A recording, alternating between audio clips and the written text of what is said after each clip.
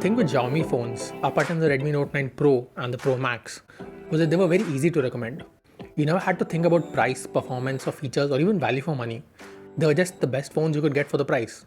But not anymore. You can't tell the Pro and Pro Max apart just by looking at them. I mean, their displays are identical, the back design is the same, and in fact, unless you look really closely and see the 64MP written on the back of the Pro Max and the 48MP on the Pro, you really can't say which phone is which. If they're lying face up on a table, you wouldn't know which one you're picking up. Internally, the story is pretty much the same. You get a Snapdragon 720G, up to 8GB of RAM, up to 128GB of storage, a 5000 mAh battery, etc. etc. You know the drill. The differences come in the camera department. The Pro Max comes with a 64MP primary camera, and the Pro comes with a 48MP primary camera. The 8MP ultra-wide, 5MP macro, and 2MP depth sensor are same across the board. Another difference is that the Pro Max comes with a 32MP selfie camera and the Pro comes with a 16MP selfie camera. And lastly, the Pro Max comes with a 33W charger in the box, whereas the Pro comes with an 18W charger in the box. Given that the Pro sells for 14,000 and the Pro Max for 16,500, a price-conscious buyer would be forgiven for thinking that the Redmi Note 9 Pro is the better deal. I mean, it is a little bit cheaper and the specs are basically the same, and who needs that additional 2GB of RAM, right? Also, what's a few megapixels here or there? The problem is that the Pro Max is worlds apart from the Redmi Note 9 Pro, and it all comes down to the cameras. Now don't get me wrong, the Redmi Note 9 Pro's cameras are actually quite nice for 14,000. The 48MP camera is binned down to 12MP, you get a 4K recording mode and a 1080p 60 and a 1080p 30 with stabilization, as well as a slow-mo mode, and a whole bunch of other features that you would expect from Redmi's cameras, including a night mode. But the thing is, for 2500 more, you get a camera in the Redmi Note 9 Pro Max that is dramatically improved. While the Note 9 Pro's cameras are quite nice in good conditions, the Pro Max really shines in almost every situation. In ideal conditions, you really can't tell the 16MP camera on the Redmi Note 9 Pro Max apart from the 12MP camera on the Redmi Note 9 Pro. When you zoom in, that's when you start seeing a difference in details. The problems come in when you look in less than ideal conditions. In anything less than ideal circumstances, the Redmi Note 9 Pro's images are a little bit blurry, a little noisy, and the exposure is slightly off. But this is only in comparison with the Pro Max. Otherwise, the images are fine. In night mode, the Pro manages to capture a little bit more detail than it would capture in regular mode, but the Pro Max really manages to deliver what you'd expect from night mode, which is a brighter scene with a lot more detail.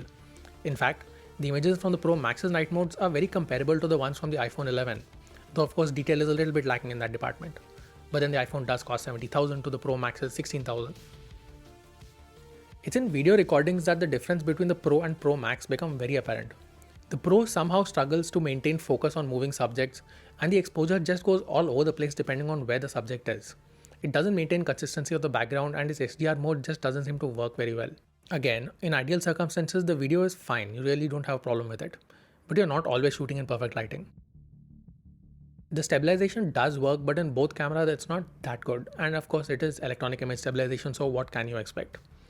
There is a bit of rolling shutter, and you can see micro stutters throughout when you're recording at 4K 30fps, especially on the Note 9 Pro. The cameras do support log mode, which should give you better control over your video. But given that the video isn't actually very good to begin with, and especially with the Pro's exposure issues, log isn't really going to save anything. Other than this, my only issue with the images is that they sometimes tend to get a little oversaturated. This isn't too much of a problem, and you can tone them down with some kind of filter or settings or any other image editing app on your smartphone. Both cameras do well in the selfie department, though obviously I tend to prefer the 32MP selfies from the Redmi Note 9 Pro Max. If you really care about cameras and you need to choose between the Pro and Pro Max, there is only one choice: get the Pro Max. Now let's talk performance and what you can actually do with these phones. Both these phones are powered by the Snapdragon 720G chipset from Qualcomm, which is a gaming-focused chipset that has optimizations for games like PUBG. Unfortunately, optimizations don't compare to raw power. The MediaTek G90T, which you will find in a phone like the Realme 6, which is the Redmi Note 9's nearest competition, is a much more capable chipset for gaming. PUBG on the Realme 6 is really smooth, especially on this 90Hz display, and while there is some stuttering at extreme settings, it is a lot smoother than the Redmi Note 9 Pro is at medium settings. Gaming aside, the general performance of both these phones is just a little bit stuttery and laggy. I mean, you'll see stutters when you're using picture-in-picture mode, when you're browsing through the UI, or even just using the browser. These issues weren't apparent on the Realme 6 with the more powerful G90T chipset. In day-to-day use, performance really isn't a problem, but if you really care about it, you might want to opt for the Realme 6, especially for that 90Hz display. Speaking of displays, the ones on the Redmi Note 9 Pro and Pro Max are actually quite nice. Now these are limited to 60Hz and not 90 as you get on the Realme 6, but that's not really a problem because these displays are color accurate and they have good contrast. Now Xiaomi did tell me that they went with a more battery friendly 60Hz because the 720G chipset in these phones can't handle higher than 60 FPS. That's an argument that makes sense, but I would have still preferred if Xiaomi tried to shove in a 90Hz display in this price range. Whether you're running at 60 or 90 FPS, the display generally tends to look smoother when you're at a higher refresh rate. Should you buy these phones? Yes, and also no. If you care about cameras, the Redmi Note 9 Pro Max is amazing value and it is a gorgeous looking phone to boot. The Redmi Note 9 Pro on the other hand, I just can't recommend. It is a lovely phone, but the performance isn't up to scratch, especially compared to the competition, and the cameras just aren't as good as the one on the Pro Max. It's worth spending 2,500 more to get all the additional benefits of the Pro Max.